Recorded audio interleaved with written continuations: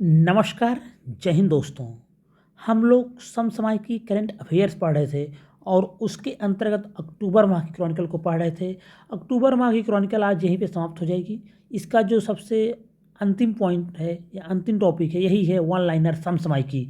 इसी के साथ आज अक्टूबर माह की क्रॉनिकल आपकी समाप्त हो जाएगी और शुरू होगी नवंबर माह की क्रॉनिकल।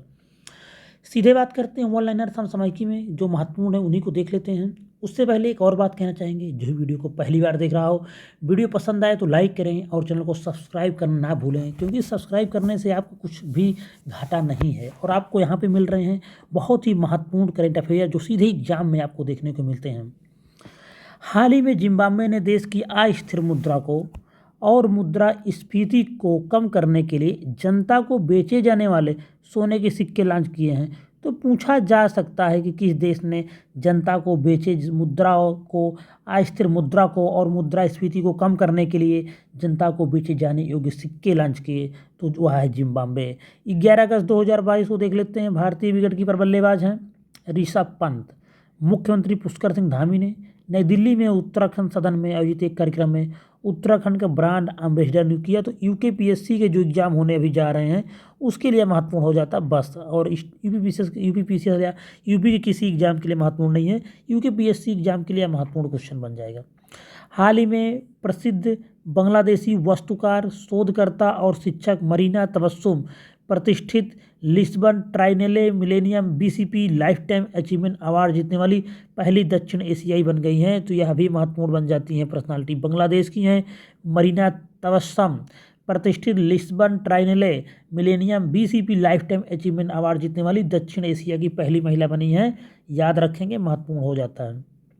17 फरवरी 2023 तक समुद्री उत्पाद निर्यात विकास प्राधिकरण seafood export association of India के सहयोग से Bharat international seafood show के 23वें संस्करण का आयोजन कहाँ हो रहा है?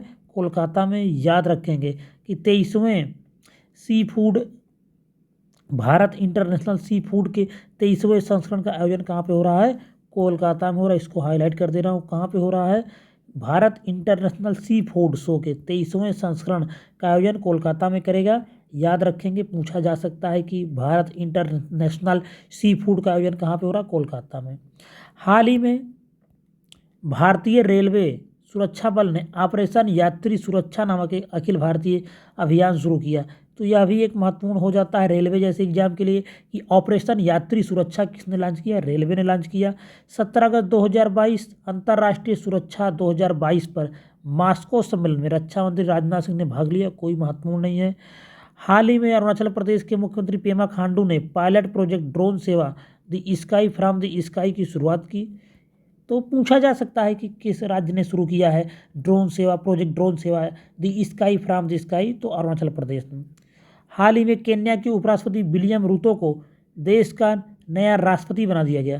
पूछा जा सकता है क्योंकि आपने देखा होगा छोटे छोटे जो राष्ट्र होते हैं उनके राष्ट्रपति जो यूपीपीएससी से एग्जाम पूछा जाता रहता है, जो छुपे हुए रहते हैं। तो विलियम रूतो हैं नए राष्ट्रपति केन्या के। विस्तारा एयरलाइन जुलाई महीने में घरेलू बाजार हिस्सेदारी के हिसाब से दूसरी सबसे बड़ी एयरलाइन उभरी। इंडिगो प्रथम स्थान पर। तो याद रखेंगे, इंडिगो भारत की सबसे बड़ी एयरलाइन के रूप में उभरी है जुलाई महीने में घरेलू बाजार हिस्सेदारी के रूप में। उसके बाद हम लोग बात करते हैं 23 जुलाई 2022 विश्व स्वास्थ्य संगठन WHO ने मंकी पॉक्स को अंतर्राष्ट्रीय चिंता की एक सार्वजनिक स्वास्थ्य आपदा घोषित किया है। थोड़ा सा ध्यान दे लेंगे, ये बहुत महत्वपूर्ण नहीं है। 7 अगस्त 2022 को भारत की नवीनतम एयरलाइन आकाशा एयर राकेश झुनझुनवाला चर्चा में रहे, निधन हो गया था। मुंबई अहमदाबाद मार्ग के बीच अपनी पहली उड़ान भरी। तो राकेश झुनझुनवाला की रही है आकाशा एयर, इसने अपनी पहली उड़ान भरी है मुंबई अहमदाबाद में। 18 से 22 अक्टूबर 2022 के बीच डिफेंस एक्सपो का 12वां संस्करण गुजरात में गांधीनगर में आयोजित किया जाएगा। यह सबसे महत्वपूर्ण बन गया अभी तक के वन लाइनर समसामयिक की जो फैक्ट बताए जा रहे हैं उसमें डिफेंस एक्सपो। यह क्वेश्चन हर हाल में एग्जाम में पूछा जाएगा। 2 साल में होता है डिफेंस एक्सपो, इस बार कहाँ होगा? गुजरात के गांधीनगर में होगा डिफेंस एक्सपो, याद रखेंगे। हाल ही में real time Bloomberg billionaire index के अनुसार ओपी जिंदल ग्रुप की चेयरपर्सन एमिरेट्स सावित्री जिंदल चीन की यांग हुआन को पीछे छोड़ते हुए एशिया की सबसे अमीर महिला बन गई। कौन? सावित्री जिंदल। गूगल ने आज़ादी के 75 साल पूरे होने पर इंडिया की उड़ान लॉन्च किया है। तो क्वेश्चन बन सकता है इंडिया की उड़ान किसने लॉन्च किया है, तो गूगल ने लॉन्च किया है। 24 अगस्त 2022 को एक 17 वर्षीय पायलट हैं माइक रदरफोर्ड माइक्रोलाइट प्लेन में अकेले दुनिया भर में उड़ान भरने वाले सबसे कम उम्र के व्यक्ति बन गए। ऐसे बहुत सारे कारनामे लोग करते रहते हैं, पूछा नहीं जाता एग्जाम में, बस ध्यान दे लेंगे। माइक रदरफोर्ड हैं सबसे कम उम्र के बन गए हैं जो पूरी दुनिया में अकेले उड़ान भरे हैं माइक्रोलाइट प्लेन से। हाल ही में इंडस इंटरनेशनल स्कूल ने भारत में अभिनव और पहला प्रशिक्षण रोबोट ईगल रोबोट लॉन्च किया। किसने? इंडस इंटरनेशनल स्कूल ने भारत में अभिनव और पहला शिक्षण रोबोट ईगल रोबोट लॉन्च किया। किसने? Indus international school. हाल ही में एक दुर्लभ शुद्ध गुलाबी हीरा मध्य अफ्रीका के एक देश अंगोला में खोजा गया। इसे 300 वर्षों में सबसे बड़ा माना गया। तो यह अंगोला में खोजा गया है दुर्लभ शुद्ध गुलाबी हीरा। हाल ही में हाइड्रोजन से चलने वाली यात्री ट्रेनों को दुनिया का पहला बेड़ा जर्मनी द्वारा लॉन्च किया गया। जर्मनी के शहर में आपने देखा होगा हाइड्रोजन से चलती हुई ट्रेनें। तो यह एक बहुत महत्वपूर्ण हो जाता है कि सबसे पहले हाइड्रोजन से चलने वाली ट्रेनों का बेड़ा कहाँ लॉन्च हुआ? जर्मनी में। आगे बात करेंगे, हाल ही में नोबेल पुरस्कार विजेता अर्थशास्त्री अमर्त्य सेन ने पश्चिम बंगाल सरकार के गंगा विभूषण पुरस्कार को स्वीकार करने से इनकार कर दिया। तो पूछा जा सकता है कौन सी ऐसी पर्सनालिटी हैं जिन्होंने पश्चिम बंगाल सरकार के गंगा विभूषण पुरस्कार को लेने से मना कर दिया? तो नोबेल पुरस्कार विजेता अर्थशास्त्री अमर्त्य सेन। आंध्र प्रदेश सरकार ने पायलट आधार पर फैमिली डॉक्टर परियोजना को लागू किया। कोई बहुत महत्वपूर्ण है आंध्र प्रदेश सरकार का यह योजना। 25 जुलाई से 29 जुलाई 2022 तक ताइवान ने हान कुआंग सैन्य अभ्यास 2022 का आयोजन किया गया। ताइवान ने हान कुआंग सैन्य अभ्यास 2022 का आयोजन किया। यह भी कोई बहुत महत्वपूर्ण नहीं है, सारे युद्धाभ्यास भारत में ही है जो पूछे जाने योग्य है। पर्यूषण त्यौहार, प्रदूषण नहीं है, याद रखें। पर्यूषण त्यौहार जैन संप्रदाय द्वारा मनाया जाता है या क्षमा के पर्व के रूप में भी जाना जाता है। तो याद रखेंगे पर्यूषण पुरस्कार किससे संबंधित है? जैन धर्म से संबंधित है। आगे बात करते हैं, तमिलनाडु ने कक्षा 1 से 5 तक के लिए सरकारी स्कूलों में मुफ्त नाश्ता देने की योजना प्रारंभ किया है। तो मुफ्त नाश्ता देने की स्कीम कहाँ आई है? तमिलनाडु में आई है। उसके बाद हम कुछ बात कर लेते हैं, 6 अगस्त 2022 को कोलंबिया में प्रथम वामपंथी राष्ट्रपति गुस्ताव पेट्रो को राष्ट्रपति पद की शपथ दिलाई गई। तो यह भी पूछा जा सकता है कोलंबिया के राष्ट्रपति जो प्रथम वामपंथी राष्ट्रपति गुस्ताव पेट्रो।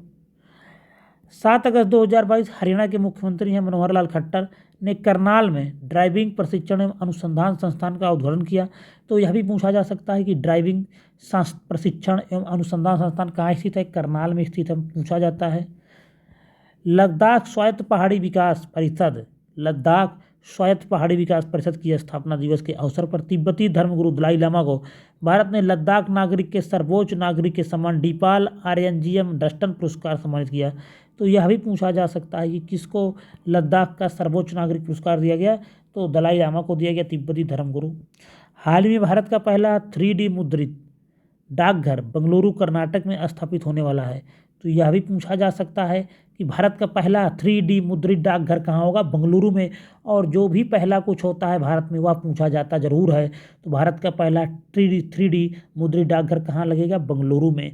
दक्षिण कोरिया ने एक बार फिर से दुनिया की सबसे कम प्रजनन दर का अपना ही रिकॉर्ड तोड़ दिया। तो यह भी प्रश्न महत्वपूर्ण हो जाता है कि सबसे कम प्रजनन दर कहाँ पे है? दक्षिण कोरिया में।